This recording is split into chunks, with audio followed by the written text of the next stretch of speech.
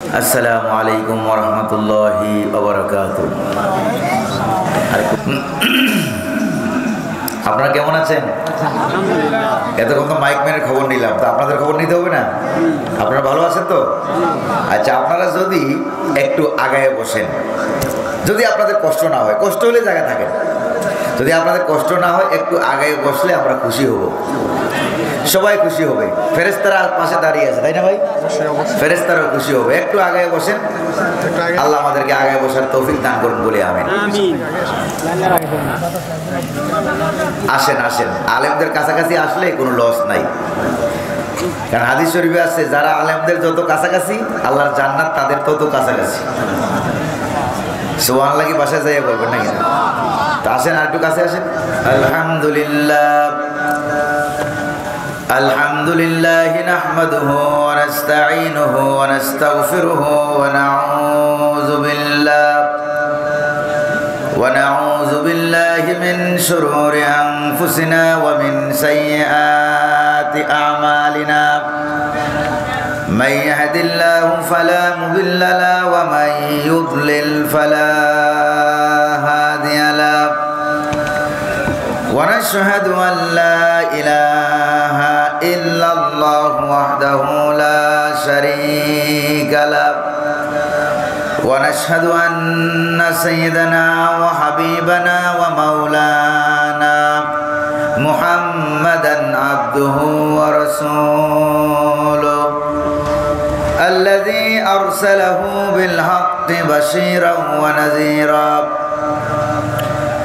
وداعيا إلى الله بإذنه وسراجا منيرا فقد قال الله تعالى في كلامه المجيد وفرقانه الحميد: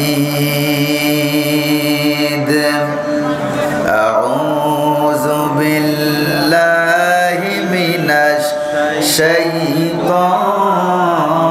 الرجيم بسم الله الرحمن الرحيم تبارك الذي بيده الملك وهو على كل شيء قدير الذي خلق الموت والحياة ليبلوكم أيكم أحسن عملا وهو العزيز الغفور. وقال تعالى في شأن حبيبه تعظيما وتكريما: إن الله وملائكته يصلون على النبي يا أيها الذين آمنوا صلوا عليه وسلموا تسليما. اللهم صل على سيدنا مولانا محمد وعلى آل سيدنا مولانا। মুহাব্বতের সাথে প্রাণ ভরে অন্তরের অন্তঃস্থল থেকে হাবিবের শানে সকলে পড়ুন: আল্লাহুম্মা সাল্লি আলা মাওলানা মুহাম্মদ ওয়া আলা আলি সাইয়্যিদিনা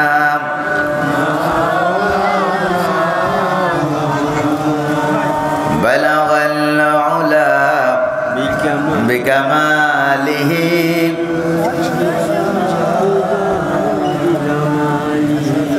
حسنت جميع خصاله صلوا عليه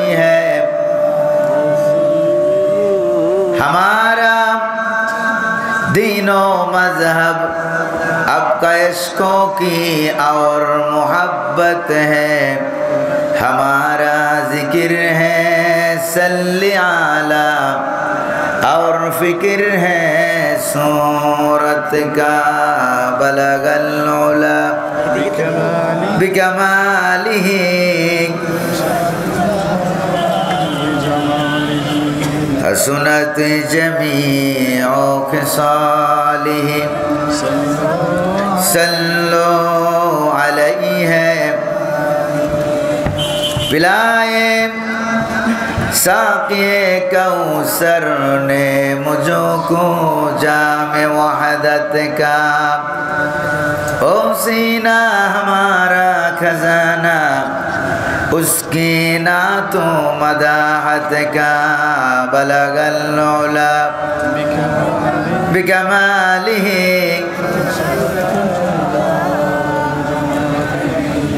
हसनत जमीअ खिसालिही सल्लो अलैहि।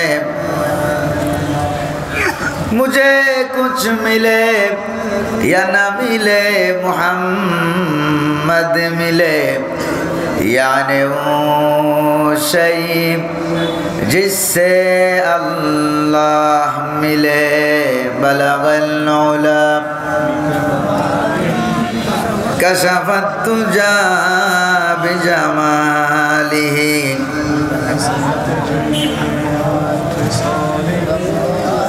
सल्लो अलैहि वाली। বাংলাদেশের ঐতিহ্যবাহী সুনামধন্য জেলা, আপনাদের জেলার নাম কি? চাঁদপুর জেলার কচুয়া উপজেলাধীন, কচুয়া না এটা, কচুয়া উপজেলাধীন আলিয়ারা গ্রামবাসী এলাকাবাসী কর্তৃক আয়োজিত জৈনপুরের হাজরাত ওলামায়ে কেরাম, সেই শুরু থেকে নিয়ে আসা কারামত আলী জৈনপুরী রহমতুল্লাহ আলাইহি থেকে নিয়ে এই পর্যন্ত যারা ওফাত গ্রহণ করেছেন, উনাদের স্মরণে আয়োজিত আজকের এই বার্ষিক ইসালে সওয়াব দোয়া ও মিলাদ ও দোয়ার বার্ষিক জলসা সম্মানিত সভাপতি, সম্মানিত উপস্থাপক, আমন্ত্রিত মেহমানবৃন্দ, আজকের মাহফিলের সম্মানিত প্রধান বক্তা, বিশেষ বক্তা সহ আমার সামনে উপস্থিত কোরআন প্রেমিক ইসলাম প্রিয় ভাইয়েরা, পর্দার আড়ালের মা এবং বোনেরা, আজকের মাহফিলের উপস্থিত জৈনপুরের পীর সাহেব হুজুর এবং আজকের মাহফিলে যার নাম না নিলে নাই হয়, চাঁদপুর কচুয়া বাসীর গণমানুষের নেতা, গণপ্রজাতন্ত্রী বাংলাদেশ সরকারের সাবেক শিক্ষা প্রতিমন্ত্রী, অত্র এলাকার কৃতি সন্তান, যার সময়ে বাংলাদেশের শিক্ষা ব্যবস্থা চূড়ান্ত শিখরে উপরে পৌঁছেছিল, ঠিক না ভাই? সেই গণমানুষের নেতা জনাব এহসানুল হক মিলন ভাই, ডক্টর এহসানুল হক মিলন ভাই, তারপরে রাজনৈতিক নেতৃবৃন্দ, ডানে বানে উপস্থিত মেহমানবৃন্দ, আমার সামনে উপস্থিত কোরআন প্রেমিক ইসলাম প্রিয় ভাইরা, পর্দার আড়ালের মা এবং বোনেরা, সকলের প্রতি আমার আন্তরিক সালাম, আসসালামু আলাইকুম ওয়া রাহমাতুল্লাহি ওয়া বারাকাতুহু। সালামের জবাব যা আপনারা দিলেন, মনে হয় যেন আপনারা হাসপাতালে বসে আছেন, চিকিৎসা ঠিকঠাক মতো পাচ্ছেন না, শরীর মোটামুটি ভালো নাই। আপনারা কি সুস্থ না অসুস্থ?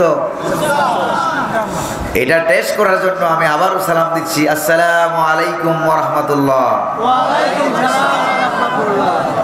এবার মোটামুটি বোঝা যায় যে আপনারা সুস্থ। আমাদেরকে সুস্থ করার মালিক যিনি, তিনি কে? যিনি আসার তৌফিক দিলেন, বসার তৌফিক দিলেন, বলার তৌফিক দিলেন, পরিবেশকে সুন্দর করে দিলেন। না শীত না গরম, নাতিশীতোষ্ণ, মনে হয় যেন এয়ার কন্ডিশন। এটা যিনি করলেন তিনি কে? সে আল্লাহ পাকের দরবারে কায়মানুবাক্যে বীর বিক্রমে সিংহ গর্জনে পুরুষের মতো আওয়াজ করে পুরুষোচিত কণ্ঠে আকাশ বাতাসকে মুখরিত করে শুকরিয়া জ্ঞাপন করছি। সকলে পড়ছি আলহামদুলিল্লাহ। রব্বানা লাকাল হামদ হামদান কাসীরান তাইয়িবান মুবারাকান ফি। শুকরিয়া আদায় করলাম কার? দুরূদ শরীফ পড়লাম কার? তাও আল্লাহ। দেখছেন নি কারবার? দুরূদ শরীফ কি আল্লাহর? আরেকটু পিছন ফ্যানটা। দুরূদ শরীফ কি আল্লাহর না আখিরি জামানার পয়গম্বর সরওয়ারে কায়নাত সরকারে দু আলম নবী মুহাম্মদুর রাসূলুল্লাহ সাল্লাল্লাহু আলাইহি ওয়াসাল্লামের দরবারে আমরা কালিমাতুশ শুকর আদায় দুরূদ সালাম আমরা পাঠিয়েছি। জোরে বলেন ঠিক না ভাই? আল্লাহ পাক যেন দয়া করে মেহেরবানি করে আমাদের দুরূদুস সালামকে সোনার মদিনার সবুজ গম্বুজের নিচে পৌঁছে দিয়ে আমরা বলি আমিন। আর জোরে বলি আমিন। প্রিয় ভাই সব, মানুষের আল্লাহ পাকের শুকরিয়া জ্ঞাপন করার পাশাপাশি মাহফিল কমিটি অত্র এলাকাবাসী আপনাদের শুকরিয়া জ্ঞাপন করছি। কারণ মাল্লাম ইয়াশকুরিন নাস লাম ইয়াশকুরিল্লাহ। যারা আল্লাহ পাকের শুকরিয়া আদায় করে না, যারা মানুষের শুকরিয়া আদায় করে না, তারা আল্লাহ পাকের শুকরিয়া আদায় করে না। যে যতটুকু প্রাপ্য পাওনা তার শুকরিয়া আদায় করতে হয়। তবে সমস্ত শুকরিয়ার মালিক কে? মালিক কে? আল্লাহ পাক। হযরত মূসা আলাইহিস সালাম একবার আল্লাহ পাকের শুকরিয়া আদায় করতে গিয়া তুর পাহাড়ের টিলার উপরে তিনি বসে ডাইরেক্ট কার সাথে কথা বলতেন? কোন তো আল্লাহ পাকের সঙ্গে কথাবার্তা বলতেন। কথা বলতে গিয়া একবার বলতেছেন যে আল্লাহ, তোমার শুকরিয়াটা আমি আদায় করব কেমনে? কারণ শুকরিয়া আদায় করব যেই সময়ে, এই সময়ের মালিক আমি না, এটার মালিক তুমি। শুকরিয়া আদায় করব যে জবান দিয়া, এটার মালিকও আমি না, এটার মালিকও তুমি। শুকরিয়া আদায় করব যে ভাষা দিয়া, এই ভাষাটার মালিকও আমি না, এটাও শিখাইছো তুমি। তো আল্লাহ, তোমার শুকরিয়া আমি আদায় করব কেমনে? আল্লাহ পাক বলেন আল-আন শাকারতা ইয়া মূসা। এ মূসা, এই কথাগুলি বলার মধ্য দিয়া তুমি কেবলমাত্র আল্লাহ পাকের চূড়ান্ত পর্যায়ের শুকরিয়া তুমি আদায় করেছো। আর জোরে কোন সুবহানাল্লাহ। রাতের মালিক কে? দিনের মালিক কে? মাহফিল কমিটির শুকরিয়া জ্ঞাপন করছে এই কারণে যে মাহফিল কমিটি আমাদেরকে বলেছে যে হুজুর পরকাল নিয়ে কথা বলবেন, আখিরাত নিয়ে কথা বলবেন। কারণ হচ্ছে এই দুনিয়ার জীবনটা আমাদের মূল উদ্দেশ্য নয়। দুনিয়ার জীবনটা হলো পরীক্ষার ক্ষেত্র। দুনিয়ার জীবনে ভালো করি কিংবা মন্দ করি, এটা আমাদের প্রতিফল দেওয়া হবে। এটাকে আমরা বলি পরকাল। যদি বলেন কখন দেওয়া হবে? পরকালে আমাদের প্রতিফল দেওয়া হবে। প্রিয় ভাইরা আমার, এই পরকালের প্রতিফল কিরকম পাবে? আখিরাত সম্পর্কে আচ্ছা আপনারা বলেন তো দেখি, আখিরাত একটা হবে নাকি হবে না? হবে নাকি হবে না? কোনো সন্দেহ আছে মনে হয়? হ্যাঁ, যারা দেশের টাকা পাচার করে তাদের অবশ্যই সন্দেহ আছে। জোরে বলেন ঠিক কিনা? যারা নাস্তিক, যারা মুরতাদ, যারা বাম, যারা নাম, যারা দীর্ঘ 17 বছর দেশ আর জনগণের টাকা মেরে খেয়েছে, পাচার করেছে, তাদের ভিতরে পরকাল সম্পর্কে অবশ্যই সন্দেহ আছে। না হয় এত বড় চুরি, এত বড় পাচার বাংলাদেশ স্বাধীনতার পর থেকে এই পর্যন্ত কেউ করতে পারে নাই। যদি বলেন ঠিক কিনা? প্রিয় ভাইরা আমার, বিগত আন্দোলনে প্রমাণ হয়েছে যে আল্লাহ পাক আছেন নাকি নাই। জোরে কোন না আছেন নাকি নাই? আন্দোলনে যারা জীবন দিয়েছেন, বৈষম্য বিরোধী ছাত্র আন্দোলনে যারা জীবন দিয়েছেন, আমরা দোয়া করব তারা জীবন দিয়েছেন কার জন্য? জোরে বলেন না কার জন্য? আল্লাহ পাকের জন্য তারা জীবন দিয়েছেন। তারা এই পৃথিবীতে তাদেরও তো বেঁচে থাকার স্বাদ ছিল, ঠিক না ভাই? তাদের তো আত্মীয় স্বজন, মা বাপ, ভাই বোন, ভাই ব্রাদার ছিল নাকি ছিল না? সব মায়া মহব্বত পরিত্যাগ করে গোটা জাতিকে জালেম শাসক মুক্ত করার জন্য তারা নিজেদের জীবন দিয়ে গিয়েছেন। আমরা দোয়া করি আল্লাহ পাক তাদের পরকালে জান্নাত দান করুন বলি আমিন। তাদের শহীদকে কবুল করুন বলি আমিন। প্রিয় ভাইরা আমার, এই পৃথিবীতে আমরা থাকবো না, পরকাল হবে, এতে কোনো সন্দেহ আছে ভাই? কোনো সন্দেহ নাই। আমাদের দেশে কিছু নাস্তিক আছে, কিছু বাম আছে, কিছু রাম আছে, আল্লাহ পাককে অস্বীকার করে, আছে নাকি নাই? দেয়ার ইজ নো গড বলে, স্রষ্টা বলতে কেউ নাই, কেউ নাই এই কথা বলে নাকি বলে না? আনসিন ইজ নাথিং, যেটা দেখা যায় না এটা আমরা বিশ্বাস করি না, তারা এটা বলে। পিছন দিক দিয়ে মারছে এক ছেলে আইসা, মারলো এক ঘুষা, পিঠের মধ্যে মারলো ঘুষা, এই ঘুষা পাইয়া বলতেছে যে ইকুটা একটু কমাই দাও, ইকুটা একটু কমাই দাও। এই পিছন দিক থেকে ঘুষা খাইয়া সে এবার বলতেছে ভাই মাল্লিকে না আমারে ব্যথা তো পাইছি। ওই যে ভাই ব্যথা যে পাইছো এই ব্যথাটা আমার দেখাও। কথা বুঝে আসছে কিনা? না দেখা ব্যথা বিশ্বাস করতে পারো, না দেখে আল্লাহরে বিশ্বাস করতে পারো না? সুবহানাল্লাহ বলেন না? কোরআনে কারীমের একবারে শুরুতেই আল্লাহ পাক বলছেন আলিফ লাম মিম যালিকাল কিতাবু লা রাইবা ফীহি হুদাল লিল মুত্তাকিন আল্লাযীনা ইউমিনুনা বিল গায়ব। সুবহানাল্লাহ বলেন। আল্লাযীনা ইউমিনুনা বিল গায়ব, যারা না দেখে আল্লাহ তাআলাকে বিশ্বাস করে। আরেক দল আছে তারা বলে পুতুল রূপে মাটি থেকে বানায়া মানুষ, যেমনে নাচাও তেমনে নাচি, পুতুলের কি দোষ। এরকম আরেকটা গ্রুপ আছে নাকি নাই? তাদের ভিতরে পরকাল সম্পর্কে সন্দেহ আছে নাকি নাই? আছে, অবশ্যই আছে। এবার বেটা মরে দেখ, বেটা মরে দেখো, মরার পর দেখবা ওই দুনিয়াতে গান গাইছো যেমনি নাচাও তেমনি নাচি, ফেরেশতারা আসবে, আয়সা বলবে ঠ্যাঙ্গে ধরে আশ্রাইবে, আশ্রাইবে আর বলবে যেমনি আশ্রায় তেমনি আশ্রাই, ফেরেশতার কি দোষ? যেরকম ঠিক না ভাই? প্রিয় ভাইরা আমার, এই পরকাল সম্পর্কে যারা অবিশ্বাস করে তাদের সম্পর্কে আল্লাহ রাব্বুল আলামিন কোরআনে কারিমে বলছেন, আল্লাহ রাব্বুল আলামিন বলেন, তারা বলেন ওয়াকালু মা হিয়া ইল্লা হায়াতুনাদ দুনিয়া নামুতু ওয়া নাহইয়া ওয়া মা ইউহলিকুনা ইল্লাদ দাহর। ওরা বলে প্রকৃতির কারণে বেঁচে আছি, যুগের কারণে জন্ম হই, মায়ের পেট থেকে জন্ম হই, আবার মাটির পেটের মধ্যে ঢুকিয়া পয়সাগুলা শেষ হয়ে যায়, কোনো হিসাব টিসাব যেটা করেন না, নাউযুবিল্লাহ। তারা বলে আরহামুন তাদফা ওয়া আরদুন তাবলা। তারা বলে আল আজহার বিশ্ববিদ্যালয়ে আকীদার কিতাবের মধ্যে আমরা পড়েছি, তারা বলে যে মাতৃগর্ভ আমাদেরকে জন্ম দেয় আর মাটির গর্ভ আমাদেরকে মৃত্যুর পর পচাইয়া গলাইয়া শেষ করে দেয়। দুনিয়ার জীবনটাই আসল, পরকাল বলতে কিচ্ছু নাই। যেরকম নাউযুবিল্লাহ। প্রিয় ভাইরা, নাস্তিকগুলোই মৃত্যুর ব্যাপারে কিন্তু বিশ্বাস করে। যেরকম করে নাকি করে না? কারণ আল্লাহরে মানলেও মরে, না মানলেও, মুসলমান হইলেও মরে, অমুসলিম হইলেও, কথা কর না কেন, মরে নাকি মরে না? এবার মৃত্যুর প্রতি আল্লাহরে অবিশ্বাস করলেও মৃত্যুর প্রতি অবিশ্বাস করে থাকার কোনো সুযোগ নাই। কেন নাই? কেন আল্লাহরে মানলেও মরবা, না মানলেও মরতে হবে। প্রিয় ভাইরা আমার, প্রতিটা মুহূর্তে আমরা পরকালের দিকে এগিয়ে যাচ্ছি। জোরে বলেন কিসের দিকে? প্রতিটা মুহূর্তে আমরা কার দিকে যাচ্ছি? জোরে বলেন না কার দিকে?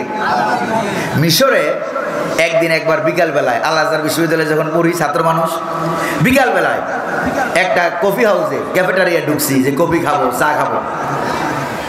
ঢুকে দেখি এইটার দেয়ালের পিছনে লেখা মান খাফা শাইআন হারাবা মিনহু ওয়া মান খাফা আল্লাহ হারাবা ইলাইহি। এটা লেখাটা দেখা সঙ্গে সঙ্গে আমি পড়লাম, মুখস্থ করলাম। কত বড় মারাত্মক লেখা লেগেছে। কোনো ব্যক্তি যদি কেউ কাউকে ভয় করে, এই রাস্তায় সাপ আছে, সিংহ আছে, বাঘ আছে, বিষধর প্রাণী আছে, যদি কেউ কাউকে ভয় করে সে এই রাস্তা থেকে, এই রাস্তা দিয়ে না যাইয়া আরেক রাস্তা দিয়ে পালাইয়া যায়। যদি বলেন ঠিক না? আপনি যেখান থেকে পালাইয়া গেলেন ভয় করার কারণে, কিন্তু আল্লাহ রাব্বুল আলামিনকে যে ভয় করে, আপনারা বলেন আল্লাহ রাব্বুল আলামিনকে যারা ভয় করে এই রাস্তা দিয়ে না গিয়া অন্য রাস্তা দিয়ে পালাইয়া যাওয়ার কোনো সুযোগ আছে নাকি? জোরে বলেন না, আছে নাকি? কোনো সুযোগ নাই। তাহলে বোঝা গেল আল্লাহ পাককে ভয় করলেও তার দিকেই আগে যেতে হবে, ভয় না করলেও তার দিকেই যাওয়া লাগবে। আল্লাহর আকাশ ছাড়া জমিন ছাড়া যাওয়ার মতো কোনো রাস্তা নাই। জোরে বলেন ঠিক কিনা? আল্লাহ পাক বলেন জমিন দিয়া আর আসমান দিয়া এমন ভাবে প্যাকেট করে রেখেছি, আমার কাছে আসতেই হবে, ভাই হুক আর ক্রোধ যেভাবেই হোক না কেন, এতে কোনো সন্দেহ নাই। আল্লাহ পাকের কাছে আসতেই হবে। প্রিয় ভাইরা আমার, তারপরে তারা অস্বীকার করে পরকাল বলতে কোনো জিনিস হবে না। যদি বলেন নাউজুবিল্লাহ, দুনিয়ার জীবনটাই শেষ। তারা আরো বলে, তাদেরকে আল্লাহ পাক যুক্তি দিয়ে বুঝাচ্ছেন, দেখো আনতুম আশাদ্দু খালকান আমিস সামাউ বানাহা, তোমরা যারা বলো তোমাদেরকে সৃষ্টি করতে পারবো না, পয়সাগুলো শেষ হয়ে যাবা, তোমাদেরকে সৃষ্টি করা কঠিন না আকাশকে সৃষ্টি করা কঠিন? আপনারা বলেন তো কঠিন কোনটা? আকাশ। বিশাল আকাশটাই আল্লাহ পাক সৃষ্টি করে রেখেছেন।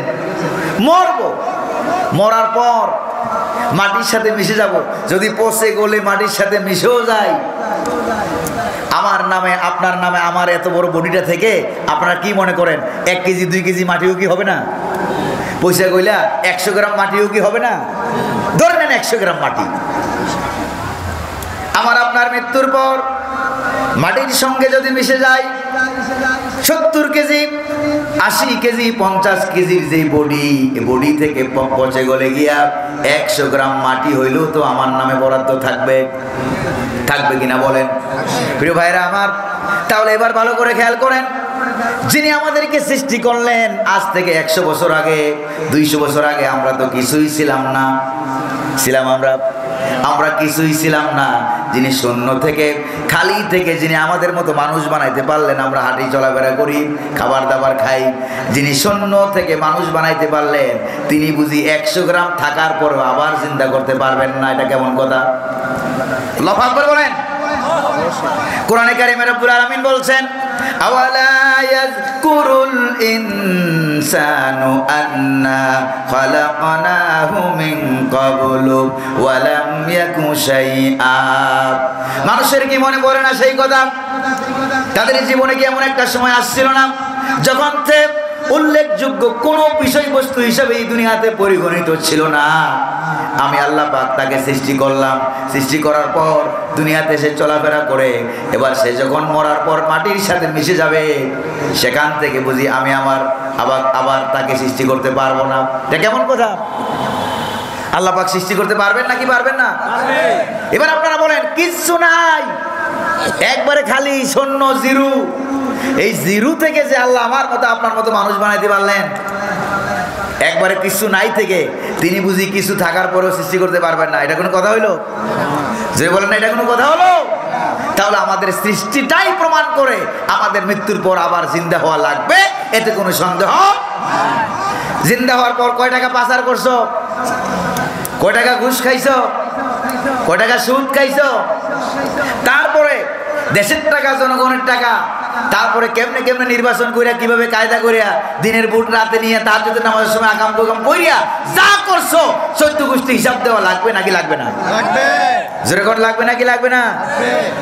16 আনা হিসাব দেওয়া লাগবে। ভাই, কত লাশ খুন করছো, কত মানুষ খুন করছো, কত লাশ গুম করছো। একটা খুনের রাজ্য ঘুমের রাজ্যে পরিণত হয়ে গিয়েছিল, মৃত্যুপুরীতে পরিণত হয়ে গিয়েছিল আমার দেশ। আসলে তারা পরকালের প্রতি বিশ্বাস করে না। যদি বিশ্বাস করতো যে এত এত ছাত্রের লাশ এক জায়গায় জমা করে আগুন লাগাইয়া পেট্রোল ঢাইলা, যদি এটা আপনার ছেলে হইতো, আমার ভাই হইতো, আপনার ভাই হইতো, তাহলে বুঝতে পারতেন যে কয় মাসে বছর যায়। যেরকম ঠিক কিনা? এভাবে যে মারধর করলো, মারলো, পেট্রোল ঢালাইয়া রাতে আধারে গুলি করলো, খুন করলো, ঘুম করলো, পেট কাইটা সাগরে বাসায় দিল, সাগরে ডুবে গেল, পাথর বাঁধা দিল, সাগরে ডুবে গেল। এই আকাম কুকাম যে করলো, এদের মনে যদি পরকালের ভয় থাকতো যে দুনিয়ার কেউ দেখে না, বিরোধী দলের কেউ দেখে না, ছেলেটার মাও দেখে না, বাবাও দেখে না, কেউ দেখে না, কিন্তু একমাত্র রব্বুল আলামিন তার চক্ষুকে তো ফাঁকি দেওয়া যাবে না। এইটা যদি মনে মনে থাকতো, এবার আপনারা বলেন তাহলে কি এত হত্যা খুন গুম হইতো নাকি?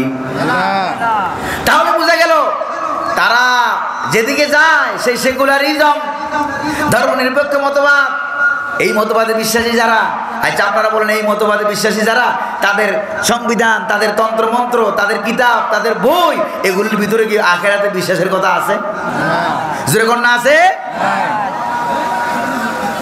যেটার ভিতরে পরকালে বিশ্বাসের কথা নাই, আখিরাতের কথা নাই, কবর, হাসর, নসর, মিজান, ফুলসেরা, আল্লাহর নাম যারা বাদ দেয়, ইসলাম যারা বাদ দেয়, কোরআন যারা বাদ দেয়, তারা আর যাই হোক না কেন, যত কালভার্ট বানাক, ব্রিজ বানাক, বিল্ডিং টিল্ডিং বানাক, যাই বানাক না কেন, তারা পরকালে বিশ্বাসী হতে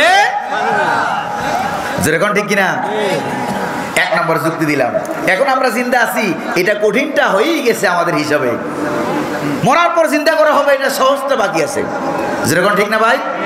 তাহলে এক নম্বর যুক্তি প্রমাণ করে আল্লাহ পাক তিনি যে আমাদেরকে চিন্তা করবেন, এতে কোনো সন্দেহ। দুই নম্বরের যুক্তি হলো, ভালো করে খেয়াল করেন ভাইরা আমার, আমাদেরকে সৃষ্টি করেছেন কে?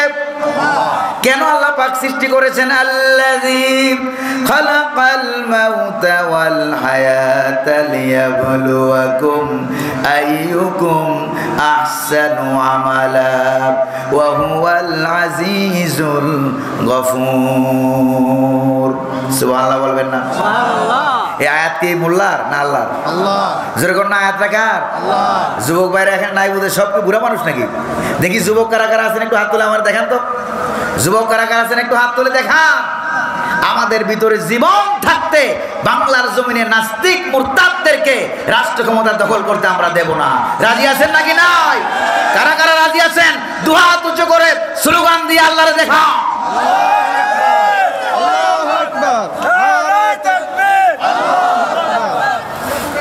প্রিয় ভাইরা আমার, যে তাকবীর আপনারা দিয়েছেন মনে হয় যে কয়েক বছর ধরে খাবার দাবার নাই।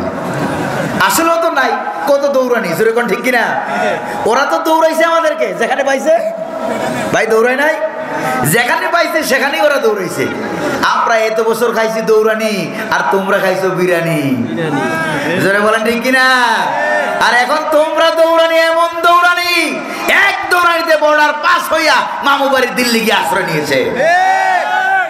এখন তোমরা দৌড়ানি খাও, আল্লাহ আমাদের এখন বিরিয়ানি খাওয়ায়, আলহামদুলিল্লাহ। তবে হ্যাঁ, জালিমদেরকে হটাইয়া যদি আপনারা এত খুশি হন, এত আনন্দিত হন, আলহামদুলিল্লাহ, আলহামদুলিল্লাহ। যদি আপনাদের অবস্থা এরকম হয়, তাহলে ইসলাম, কোরআন, আল্লাহ পাকের হুকুম, আহকাম, বিধিবিধান, আইন কানুন মুসলমান হিসাবে আমাদের জন্য পালন করা জরুরি, ঠিক না ভাই? রাইট। যদি আমরা এই কামটা করি, তাহলে আমার দেশে শান্তি আসবে না ভাই? শান্তি, ষষ্ঠী, ভালোবাসা, সহমর্মিতা, সহধর্মিতা, এগুলি আসবে না ভাই? আল্লাহ যেন আইনা দেন, বলি আমিন। দুই নম্বরে যুক্তি আছেন নাকি আপনারা? দুই নম্বরে যুক্তি হলো, একটা লোক খুন করেছে, ভালো করে খেয়াল করেন, হাজার হাজার মানুষকে খুন করে এখন দিল্লি পালাইছে, জোরে বলেন ঠিক কিনা? হাজার হাজার মানুষকে খুন করে গুম করে দিল্লি পালাইলাম। এবার তাকে যদি ধরে আনা হয়, নাম আমি নিলাম না, বুঝেন নাকি বুঝেন না? বুঝেন তো?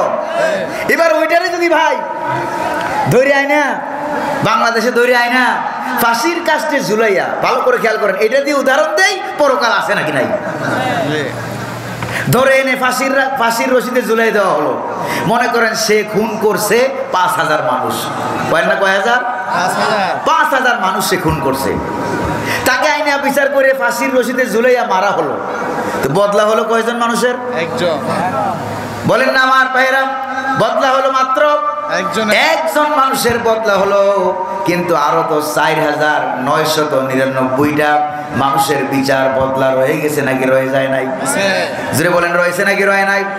এবার দুনিয়ার কোন আদালত, দুনিয়ার কোন বিচারক, দুনিয়ার প্রধান বিচারপতি, সুপ্রিম কোর্টের আপিল বিভাগের যিনি প্রধান আছেন, তার পক্ষে কি সম্ভব ওই ফাঁসির রশিদে ঝুলাইয়া মরাটারে আবার ৫,০০০ বার জিন্দা করবে, ৫,০০০ বার ফাঁসি দেওয়া হবে? এটা কি তার পক্ষে সম্ভব? দুনিয়ার কোন আদালতের পক্ষে মরারে জিন্দা করে আবার ফাঁসির রশিদে ঝুলানো সম্ভব নয়। তো কাজেই শুনতেছেন আপনারা, এটা যদি শুনে থাকেন বুঝে থাকেন তাহলে দুনিয়ার আদালতের পক্ষে 16 আনা বিচার করা সম্ভব নয়।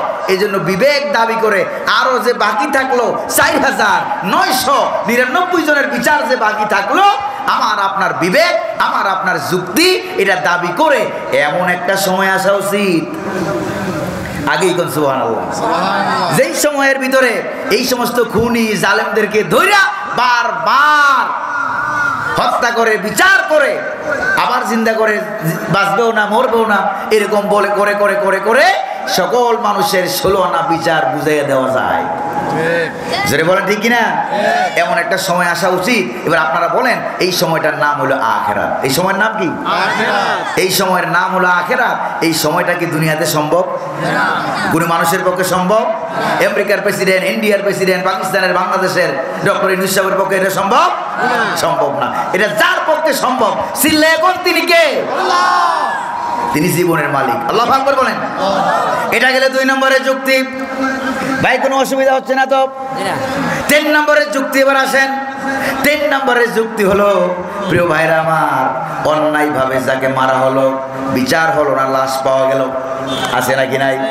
এই বিগত 10-15 বছরের ভিতরে বাংলাদেশের মানুষ খুব ভালো করে বুঝেছে লাশ কাকে বলে, কত প্রকার, কি কি, কেমনে কেমনে মানুষ মারা যায়, মানুষেরা কল্পনাও করতে পারে নাই। এমনকি দাওয়াত দিয়ে নিয়েও মানুষকে মারা হয়েছে, বিবাহ শাদীর অনুষ্ঠান থেকে গ্রেফতার করা হয়েছে, ইফতারের মাহফিল থেকে গ্রেফতার করা হয়েছে। জোরে বলেন না ঠিক কিনা? এরকম অপরাধ তোমরা করেছো। সাগরের মধ্যে বেওয়ারিশ লাশ, আঞ্জুমানে মফিদুল ইসলামের মাধ্যমে কোনো ওয়ারিশ পাওয়া যায় নাই। বেওয়ারিশ হওয়ার কারণে গোসল করে কাফন দিয়া বেওয়ারিশ লাশ হিসাবে ঢাকা শহরের বিভিন্ন গুরুস্থানে দাফন করা হয়েছে। জোরে বলেন ঠিক কিনা? এবার আপনারা বলেন এই লোকগুলি অন্যায়ভাবে মারা হলো না ন্যায়ভাবে মারা হলো? ন্যায়ভাবে যদি মারা হইতো আদালতে উঠানো হতো। তাহলে এই যে লাশ পাওয়া গেল খালে বিলে, সাগরে, নগরে, জমি জমার ভিতরে, অবশ্যই এই মানুষগুলিকে অন্যায়ভাবে মারা হয়েছে, এতে কোনো সন্দেহ নাই। এবার দুনিয়ার কোন সরকার কেউ দেখলো না, কোনো বাহিনী দেখলো না কারা মারলো, সাদা কাপড় বাহিনী। জোরে বলেন না ঠিক কিনা? এইভাবে বিশেষ করে খুন করা বাহিনী, তারা যে মারলো, মারার পরে এবার একটু আপনারা মাথা খাটায় চিন্তা করেন, বিনা বিচারে দাফন করা হয়েছে, বিনা বিচারে মারা হয়েছে। এবার নিজের বিবেককে একটু জিজ্ঞেস করেন, এই লোকগুলিকে জিন্দা করে জিজ্ঞেস করবে কে তোমাকে মেরেছে? এরকম সরকার কি কোনো দুনিয়াতে আছে? এরকম কোন আদালত কি দুনিয়াতে আছে? এই লোকগুলির জিন্দা করে জিজ্ঞেস করা হবে কে তোমাকে মেরেছে বলো। সুবহানাল্লাহ বলেন না? এটা যার পক্ষে সম্ভব তিনি কে? আল্লাহু আকবার বলেন। তাহলে বিবেক, আমার আপনার বিবেক দাবি করে আল্লাহ তো কারো উপরে তিনি অন্যায় করেন না, জুলুম করেন না। আল্লাহ কি কারো উপর অন্যায় করেন, কোন জুলুম করেন? ওয়া মা রাব্বুকা বিযাল্লামিল লিল আবিদ। সুবহানাল্লাহ। আল্লাহ পাক বলছেন তোমার রব তিনি কারো উপরে অন্যায় করেন না, অবিচার করেন না, জুলুম। তা আল্লাহ যদি এগুলিকে জিন্দা করে জিজ্ঞেস করে অপরাধীদেরকে বিচার না করেন, তাহলে তো তারা মজলুম থেকে গেল, তাদের উপরে জুলুম করা হলো। এই জন্য বিবেক দাবি করে এমন একটা সময় আসা দরকার, যেই সময়ে সবাইকে জিন্দা করে এক জায়গায় করা হবে, কে মারেছে, কেন মেরেছে, কারা কারা মেরেছে, নাম বলো। আল্লাহু আকবার বলবেন না? তাদের যদি পরকালে বিশ্বাস থাকতো, সাদা বাহিনী তারা আমাদের দেশে নামাইতে পারতো না, বাকশাল কায়েম করতে পারতো না। কারণ তাদের দলের সংবিধান পড়ে দেখবেন পরকালের কথা, আল্লাহর কথা কিচ্ছু নাই, গোড়ার ডিম। যেরকম ঠিক কিনা? এই জাতীয় গোড়ার ডিম মার্কা দল কোন মুসলমান সাপোর্ট করতে যেরকম না পারে। এবার বিবেক দাবি করে এমন একটা সময় আসা উচিত, যেই সময়ে তাদেরকে জিন্দা করে জিজ্ঞেস করা হবে, মিয়া আল্লাহ পাক জিজ্ঞেস করবেন কে তোমারে মারছে বলো। আল্লাহ পাক বলবেন না? তাহলে বিবেক দাবি করে এমন একটা সময় আসা উচিত, ওই সময়ের নাম হলো পরকাল। যেরকম না, ওই সময়টার নাম কি? ওই সময়ের নাম হলো পরকাল। কয় নাম্বার গেল? 3 নাম্বার। 4 নাম্বারটা বলবো? 4 নম্বরের যুক্তি হলো কি মনে হয় আপনাদের? ছেলেটারে বাচ্চাটারে ক্লাস 1-এ ভর্তি করালেন। এই বাচ্চা 6 মাসে মাসে পরীক্ষা নেওয়া হয়, 6 মাসে পরীক্ষা নেওয়া হয়। প্রথম সাময়িক, দ্বিতীয় সাময়িক, বার্ষিক পরীক্ষা চলতেছে, জোরে কোন ঠিক কিনা? পরীক্ষা নেওয়া হয় যে কি করলা কি করলা। পরীক্ষা মানে হিসাব, পরীক্ষা মানে কি? হিসাব নেওয়া হয়। এটা বাচ্চার কথা বললাম। এবার আপনি দোকানদারি করেন ভাই, ডেলি কয়বার হিসাব মিলান কোন তো আপনি? যারা দোকানদারি করেন, ব্যবসা বাণিজ্য করেন, ডেলি কয়বার হিসাব মিলান? হিসাব নিয়ে আপনার ভিতরে কত টেনশন, মারাত্মক। সাপ্তাহিক হিসাব মিলান, হিসাব মিলে দেখেন বাকি অনেক বেশি পড়ে গেছে। আবার শুভ হাল খাতা, কথা কোন আছে নাকি নাই? কতবারে হিসাবটা আপনি মিলাচ্ছেন? শুধু এই হিসাব নয়, যারা ব্যাংকে চাকরি করে ওরা বুঝে হিসাব কাকে বলে, কত প্রকার ও কি কি। আরে হিসাব কিতাব করে দেখে 1000 টাকা শর্ট পড়ছে, কারো কাছে বলতেও পারবে না, নিজের পকেট থেকে দিয়ে মিলাই দিতে হবে। যদি বলেন ঠিক না ভাই? তারপরে বছরে একবার হিসাব, 6 মাসের জুন মাসের 30 তারিখ মারাত্মক হিসাব নেওয়া হয়। আবার 30-31 ডিসেম্বর ব্যাংক খোলা, কিন্তু কোনো কাস্টমার ঢুকতে পারে না। জোরে কোন ঠিক কিনা? কোনো ক্লায়েন্ট, কোনো কাস্টমার সেখানে ঢুকতে পারে না। কারণটা কি? কারণটা হলো ভিতরে ভিতরে পুরা বছরের হিসাব চলতেছে। জোরে কোন ঠিক না ভাই? এবার একটু নিজের সাথে মিলিয়ে নেন। গোটা বছরের হিসাব চলতেছে, 6 মাস পরে হিসাব চলে। ছাত্রছাত্রী পরীক্ষায় হিসাব হয়, এরপরে 5 বছর পরীক্ষা, বৃত্তি পরীক্ষা হয়, পিএসসি পরীক্ষা হয়, জেএসসি পরীক্ষা হয়, জেডিসি পরীক্ষা হয়, এসএসসি পরীক্ষা হয়, দাখিল পরীক্ষা হয়, আলিম পরীক্ষা হয়, ফাজিল পরীক্ষা হয়, মাস্টার্স পরীক্ষা হয়, তারপরে SSC, HSC, degree, honours, masters পরীক্ষা আছে নাকি নাই? এত পরীক্ষা, এত হিসাব। পরীক্ষা মানে হিসাব, পরীক্ষা মানে কি? হিসাব। এতই তো হিসাব আপনার জীবনে। এবার নিজের বিবেককে প্রশ্ন করেন তো, বিবেক, বাচ্চাটারে স্কুলে ভর্তি করাইলাম, হিসাব নিলাম, পড়ে নাকি পড়ে না, ঠিক না ভাই? তারপরে ব্যাংকে চাকরি করে এত হিসাব নিলাম, ব্যবসা বাণিজ্যে এত হিসাব নিলাম। এবার নিজের বিবেকের একটু প্রশ্ন করেন যে বিবেক, তোমার কি মনে হয় যে আল্লাহ পাক জন্ম থেকে নিয়ে শুরু করে মৃত্যু পর্যন্ত তোমার এত বড় বিরাট লম্বা সময় দিলেন, সে আল্লাহ বুঝি তোমার জীবন থেকে কোনো হিসাব নিবে না? যদি বলেন নিবে না কি নিবে না? আহা, তাহলে প্রিয় ভাইরা, তাহলে বোঝা গেল হিসাবের দিন যে আসবে কোনো সন্দেহ নাই। এই জন্য দেখেন প্রিয় ভাইরা, একজন গাড়ির ড্রাইভার, এই যে আমরা গাড়ি দিয়ে আসছি, গাড়ির ড্রাইভার যখন গাড়ি চালায় তখন কি পিছনে যাত্রী যারা আছে যাত্রীর দিকে তাকায় চালায় গাড়িটা? কোন দিকে? সামনের দিকে চালায়। খুব ভালো করে খেয়াল করেন। এরপরে এই গাড়ির ড্রাইভার, তার উদ্দেশ্য হলো নিজেকে সেভ করতে হবে, যাত্রীদেরকে সেভ করতে হবে, এরপরে গাড়িকে সেভ করতে হবে। এই 3টা জিনিসকে সেভ করে চতুর্থ উদ্দেশ্য হলো জায়গা মতে পৌঁছে দেওয়া লাগবে, ঠিক না ভাই? এবার আপনারা চিন্তা করেন, ড্রাইভার তো সেভ করবে গাড়ি, সেভ করবে কি? গাড়ি। এবার ড্রাইভার যদি মনে মনে ভাবে গাড়িটা সেভ করা দরকার, গাড়ির দিকে তাকায় গাড়ি চালাই, চলবে গাড়ি? এবার ড্রাইভার যদি মনে মনে ভাবে সেভ তো করা দরকার, এবার যদি মনে মনে ভাবে যে গাড়ির দিকে চালায়, যাত্রীর দিকে চালায়, আমার নিজেকে সেভ করতে হবে, চাষা আপন যান বাসা, তো নিজের দিকে তাকায় থাকে, তাহলে কি গাড়িটা চলবে ভাই? তাই কোন দিকে তাকায় থাকা লাগবে বলেন তো? কোন দিকে? কোন দিকে? সামনে। সামনে আমাদের মৌত, সামনে আমাদের আখিরাত। যেরকম, ঠিক না ভাই? একজন গাড়ির ড্রাইভারের উদাহরণ দিলাম ভাইরা আমার, যেভাবে আপনারা বুঝতে পারলেন ঠিক অনুরূপ ভাবে আপনাদেরকে বুঝাইয়া দেই।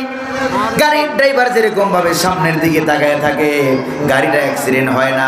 ঢাকা থেকে ছেড়ে দিল, চট্টগ্রামে গিয়ে থেমে গেল, চট্টগ্রাম থেকে ছেড়ে দিল, ঢাকা গিয়ে গাড়িটা থেমে যাবে, শেষ গন্তব্য, কারো কোনো অসুবিধা হবে না, গাড়িও সেফ থাকবে, যাত্রীও সেফ থাকবে, তারপরে ড্রাইভারও সেফ থাকবে, সুন্দর করে ঢাকা গিয়ে পৌঁছে যাবে। জোরে বলেন ঠিক কিনা? এটা যেরকম ভাবে বুঝলেন, তাহলে বোঝা গেল যেগুলিকে সেভ করবো এগুলির দিকে তাকিয়ে থাকা যায় না, তাকিয়ে থাকতে হয় সামনের দিকে। ও ইমানদার মুসলমান ভাইরা, যদি আপনার জীবনকে, আপনার ইমানকে, আপনার জীবন, আপনার ইমান, আপনার দুনিয়ার জীবন, ভালোবাসা, মহব্বত, এগুলিকে যদি সেভ করতে চান, তাহলে দুনিয়ার সম্পদের দিকে তাকায় থাকলে হবে না, টাকা পয়সা, বাড়ি গাড়ি, নারীর দিকে তাকায় থাকলে হবে না, তাকেই থাকতে হবে আখিরাত। আমার সামনে মৌত, আমার সামনে পরকাল, আমার সামনে আখিরাত। যদি ওই দিকে তাকায় থাকি তাহলে আমার দুনিয়ার জীবন সুন্দর হয়ে যাবে, পরকালে জান্নাতে যাওয়া যাবে। জোরে বলেন ঠিক কিনা? এই জন্য কোরআনে কারিমে রব্বুল আলামিন বলেন, বাল তুসিরুনাল হায়াতাদ দুনিয়া ওয়াল আখিরাতু খায়রুন ওয়া আবকা। সুবহানাল্লাহ বলবেন না? বরং তোমরা দুনিয়ার জীবনকে প্রাধান্য দিয়ে যাচ্ছ। এই 17 বছর 15 বছর তারা গোটা দেশের দিকে, জাতির দিকে, পরকালের দিকে, মৌতের দিকে, তাদের যে পতন হবে সেই দিকে তারা একবারও তাকায় নাই। জোরে বলেন ঠিক কিনা? একবারও তাকাইছে? সেদিকে একবারও ভ্রুক্ষেপ করে নাই, একবারও তাকায় নাই। বরং তাকাইছে নিজের দিকে, নিজের পেট কেমনে ভরা যায়, কেমনে সেকেন্ড হোম তৈরি করা যায় ইউরোপে আমেরিকায়। তো সেকেন্ড হোম তৈরি করে কি লাভ হবে? এখন তারা রেস্ট্রিকশন দিয়ে দিয়েছে যে থাকতে পারবে তোমার দেশে, কিন্তু আমার দেশে আসার কোনো অনুমতি নাই। জোরে বলেন ঠিক কিনা? এটা আমি বলবো লীলা খেলা। এই লীলা খেলা কার? জোরে কর না, এই লীলা খেলা কার? নিজের পকেট ভরেছ, দলের পকেট ভরেছ, বিরোধী দলকে গণহত্যা করেছ, তার বিচার বাংলার জমিনে হবেই হবে। জোরে কোন ঠিক কিনা? বিচার হোক। আপনারা কি চান? কারা কারা চান? দুহা হাত উঁচু করে আল্লাহরে দেখান।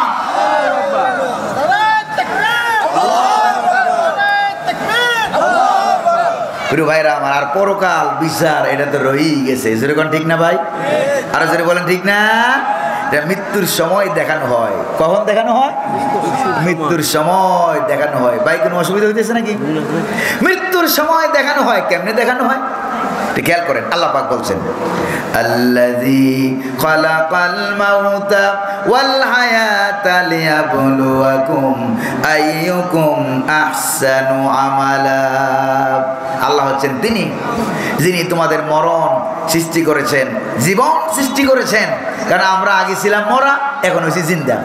আবার মরবো, আবার জিন্দা হবো। তাহলে দুইবার মরা, দুইবার জিন্দা। কয়বার হলো?